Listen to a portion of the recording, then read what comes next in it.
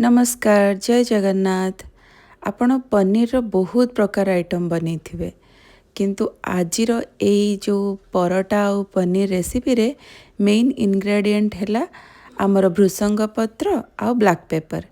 एमिति थरे पनीर को बनातु आउ मते कमेंट रे जणातु केमिति लागिला। 20 मिनिट रे बनी जिवो आ बहुत टेस्टी। एठी मु अटा रे गोटे छोट चामच गुआ घी को देछि, स्वाद अनुसार लुण देकी ताको एमिति सॉफ्ट करिकी चकटी नेली। आपण एमिति सॉफ्ट करिकी चकटी नेबे जेमति आपण परोटा बनैया पे करंती, ताको घोड़ेकी रखिदेबे। एबे आमे पनीर पेपर फ्राई पई पनीर को मु घरे बनै थिली, ताको मु एमिति छोट छोट क्यूब करिकी काटी नउची। आपण चाहिले बड़ साइज रे भी काटी परिबे, किंतु ए साइजटा परफेक्ट लागिबो कोटिंग पई। एठी मु 250 ग्राम पनीर को नेछि।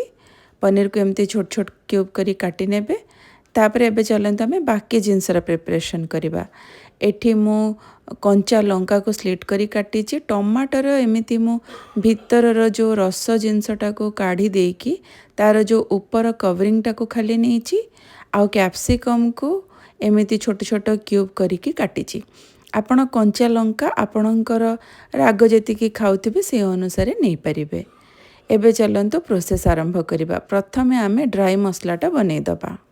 एठी 20 रु 30 भृसंग पत्र को मु भल से धोई नहीं कि एमिति कड़ाई रे बा पैन रे पके देबे। एथिरे तेल किछि देबेनी, आको आमे ड्राई रोस्ट करिबा। आउ ए पनीर पेपर फ्राई रे जो भी मसला आमे यूज करिबा सब घरे ही, माने आमे मसला भी निजे तैयारी करिकी ए रेसिपीटा तैयारी करिबा। एठी देखंतु कड़ी पत्ता बा भृसंग पत्र आमर ड्राई रोस्ट बहुत भल से हो जाइए। एबे आमे गोटे बड़ चामच ब्लैक पेपर बा गोलमरीच को दबा। गोलमरीच देला पर टिके हल्का फ्राई होला पर सेथिरे मु छोट खंडे दालचीनी को देइछि। आउ गोटे सेई बड़ चामच रे धनिया, गोटा धनिया को देइछि। हाफ चामच जीरा आउ हाफ चामच पान मधुरी बा सौंफ आको देकी आपण हल्का ड्राई रोस्ट करदेबे 1 रु 2 मिनिट पर्यंत। मीडियम टू सीम आंचरे रखिके ताको फ्राई करिवे, जो थिरे कि मसलार स्मेलटा बहुत भल आसीबो। एठी मु 2टा सुखिला लंका को देछि, राग नुहे कलर पई, माने तार कलरटा बहुत भल आसे पई। आपण को जदि राग खाइबा को इच्छा थिबो ताहाले राग लंका भी देई परिबे। एठी देखंतु सबु मसला ड्राई रोस्ट हो जाइए। भृसंग पत्र जो पानी थिला बाहरी जाइए। सुखिला लंका मध्य माने फ्राई हो जाइए। एबे आमे ताकू ग्राइंड करिबा। ग्राइंड कलाले मने रखिबे बहुत फाइन पेस्ट करिबेनी, नहले पेपर फ्राई रो टेस्ट ही आसीबनी। एबे देखंतु मु ताकू दरदरा करिकिरी ग्राइंड करिछि। एटा होछि तार मेन टिप्स। ताकू एमिति दरदरा करिकी कुटिकी रखिदेबे बा ग्राइंड करदेबे।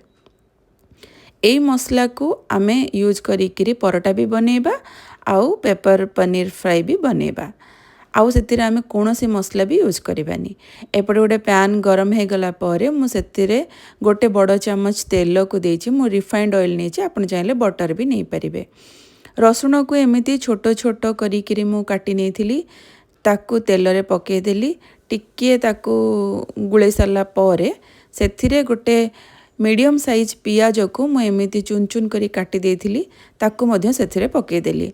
एथिरे आमे जहाँ भी पियाज आउ कैप्सिकम टमाटो जहाँ भी आमे यूज करिबा ताकू बहुत फ्राई करिबानी। एठी मीडियम टू हाई आंचरे ही आकू आपण फ्राई करिवे। एठी देखंतु काटी रखिथिबा कंचा लंका को पके देली।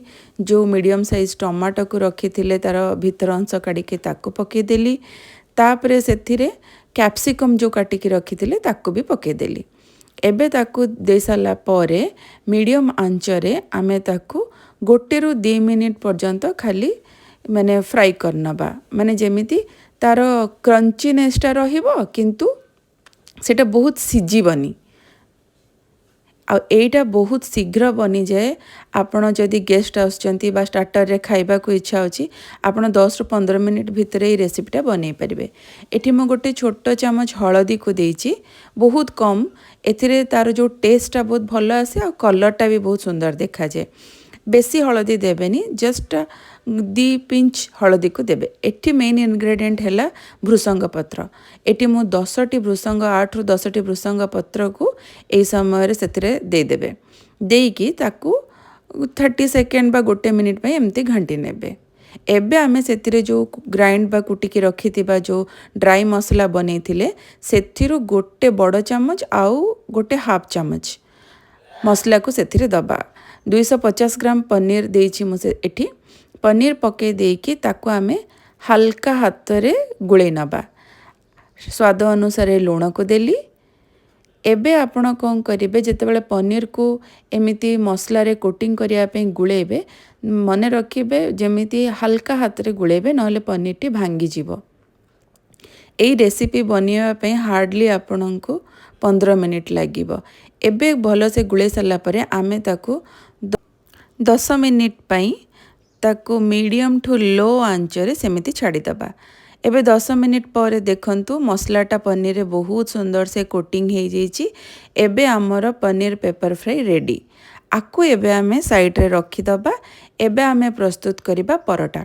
एठी देखंतु जो आमे अटा चकटिकी रखिथिले 10 मिनिट रेस्ट पर से आउरी सॉफ्ट हो जाइए। एथिरे आमे छोट छोट गुळा एमिति मो 4टा परोटा हेतिला गोटे कप अटारे एई छोट साइज रो मु नेकी ताको बेली देली। बेली देकी मन रखिबे एबे ता ऊपर आमे घियो को एमिति लगे दबा। घियो रे जमा भी माने कंजूसी करिवेनी भलो सेथिरे घियो दिया हुए हेले कोन कि परोटाटा टिके कुरकुरी बनिवो। तापरे जो आमे मसलाटा भाजी की रखिथिले पेपर रो ताकू ता ऊपर एमिति पकेबा। आपण चाहिले एथिरे धनिया पत्र मध्य ऊपर देई परिबे। तापरे ताकू एमिति देखंतु एई जो माने परोटा बेलीवाटा होची मेन एई हिसाब रे ताकू एमती रोल करी कि 3टा लेयर करी काटी देबे। ता ऊपर एमती एमती गुळेई किरी आपण लेयर करी किरी परोटाटा बनेबे। एबे ता ऊपर टिके अटा देई किरी मो ताकू भलो से बेली देली। एबे आपण ताकू आगो टिके ड्राई सेकी देबे। ता ऊपर घियो देई कि भलो से ताकू सेकी नेबे। हेले माने लो टू मीडियम आंचरे परोटाटा को सेकीबे। परोटाटा को लो टू मीडियम आंचरे सेकिले सेटा टिके क्रिस्पी बने। आउ क्रिस्पी परोटा सांगरे पनीर पेपर फ्राईटा आउरी टेस्टी लगे। मो सेमिति जो बड़का अटारे थिला बड़का अटारे मो परोटा को बने देली। देखो एबे मोर सेकेंड परोटा भी रेडी हो गला। एठी आपण मन रखिबे माने जेते बेले माने परोटा को लगौचंती परोटा को सेकुचंती सेतिरे ऊपर मध्य घियो टिके देकी रखिबे हेले कोन कि तार टेक्सचरटा भी बहुत सुंदर देखा जाए। एबे हम ताको प्लेटिंग करबा। देखो परोटा केते क्रिस्पी अच्छी। एबे पनीर को भी देखो पनीर पेपर फ्राई मध्य केते सुंदर देखा जाउची। आपण एथिरे लेंबू देइकिरी पनीर रे खाई परिबे आउरी बढ़िया लागिवो। जदि रेसिपी भल लागि थे तारे लाइक सब्सक्राइब करी।